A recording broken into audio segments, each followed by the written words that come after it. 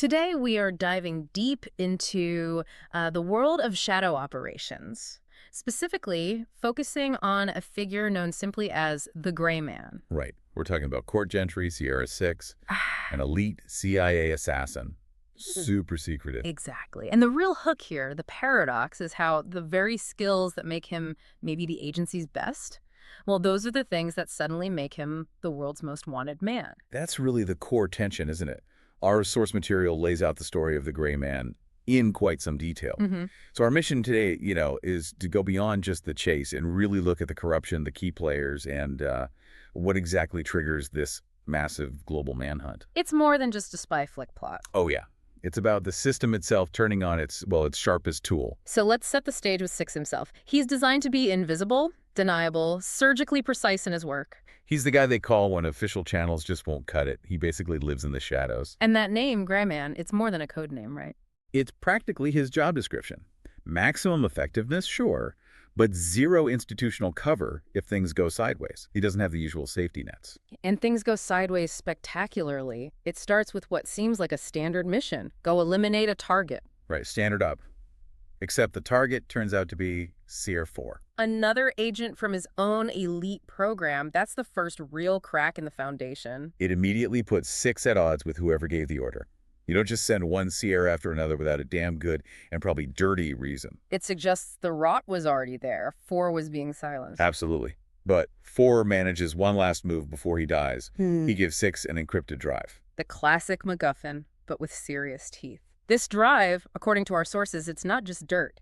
It's proof. Proof of widespread corruption, illegal ops, the works, and crucially, it points directly upstairs. To CIA official Denny Carmichael, a high-ranking superior. Exactly. And this is the pivot. The second 6 holds that drive, he transforms. He goes from being the CIA's ultimate weapon. To their biggest liability. Instantly. Because he holds the truth about Carmichael's crimes. High-level internal agency stuff. Okay, but hold on. If Carmichael is that high up, why jump straight to a massive global black op manhunt? Couldn't he try to discredit 6? Bury him in bureaucracy? Call him rogue? That's a great question. And it speaks volumes about Carmichael's position. How so?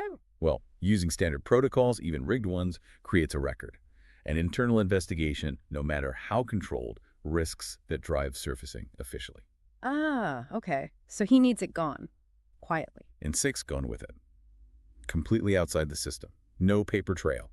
His crisis is immediate, and it's existential for his career, maybe more. He needs someone. Disposable? Someone deniable. Utterly deniable. Someone who operates with zero accountability. Which brings us neatly to the man Carmichael hires for the job, Lloyd Hansen. And Hansen is basically Six's dark mirror image, isn't he? The source paints him as this unstable, psychopathic, former CIA agent. Now he's a mercenary for hire. So Carmichael doesn't pick the most surgical tool, he picks the biggest hammer. Pretty much. He unleashes Hansen with, like, an unlimited budget. Not because Hansen's subtle, but because he's uncontrollable, and therefore completely deniable if things get loud. Which they do. It's a fascinating contrast. Six is lethal, yes, but he seems to operate with some kind of maybe residual professional code. Whereas Hansen, pure chaos, driven by ego, by sadism, by money. He's the agency's moral hazard made flesh, the guy you use when you need terrible things done without leaving fingerprints. And Hansen proves just how far he'll go almost immediately. Oh, absolutely. His job isn't finesse, it's brute force. Yeah. Scorched earth. And when 6 proves harder to catch than expected, He goes personal. he zeroes right in on the weak spot. He kidnaps the young niece of Donald Fitzroy, 6's old mentor. That just completely changes the game, doesn't it? Totally. It rips the whole thing out of the abstract realm of espionage and corruption. Suddenly, it's a rescue mission, deeply personal for 6. He can't stay hidden anymore. He can't be the gray man. He has to engage, has to expose himself to save her. Right. The stakes shift from institutional secrets to an innocent life. And that's the engine that really drives the action forward. Hansen's methods basically guarantee this becomes a massive, globe-trotting spectacle. Yeah, forcing 6 to rely on more than just his training. He needs allies. Yeah. Which is complicated. Which leads us to Agent Donnie Miranda, an unlikely ally, to say the least. Well, she's initially part of the team hunting 6, right? Following Carmichael's orders. Exactly. She represents that sort of institutional loyalty at first. But she's on the ground. Yeah. She sees Hansen's methods firsthand, the brutality, the recklessness. things that clearly violate every rule in the book. And she starts to question the mission itself and who's really pulling the strings. Right. She initially distrusts Six, obviously. He's the target, the alleged rogue agent. But Hansen's actions and maybe Carmichael's lack of oversight push her? They force her to make a choice. Loyalty to the chain of command, even if it's rotten, or loyalty to, well, basic decency, the reality she's witnessing.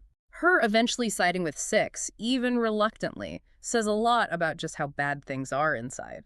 It absolutely underscores the depth of Carmichael's corruption.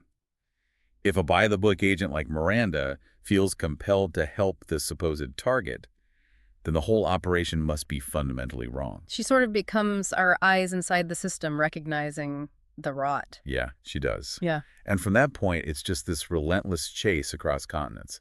Six trying to protect the girl, Miranda caught in the middle, Hansen leaving a trail of destruction. All while trying to somehow get that information out, expose Carmichael. It's a massive undertaking against the full resources of the agency, or at least the parts Carmichael controls. And it all builds to this huge climax, the big showdown. Where Six, against all odds, manages to turn the tables. Okay, so let's talk about how the immediate conflict wraps up. Six wins, right? He gets away, he saves the girl. Hansen is dealt with. Yes. On that level, the action plot resolves. The hero survives, the innocent is safe, the main villain, Hansen, the active threat is neutralized. Satisfying, in a way.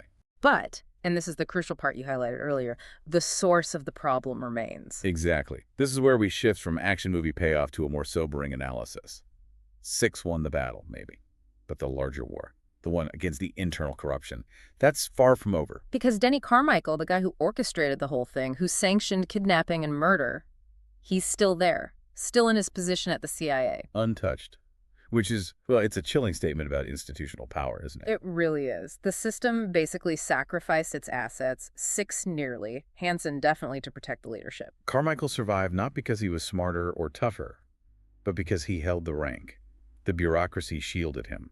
The apparatus protects its own, especially at the top. So the massive collateral damage, the international incidents, the dead agents, all just acceptable losses. Damage control. As long as the core power structure, Carmichael in this case, remains intact and the scandal contained. Yeah.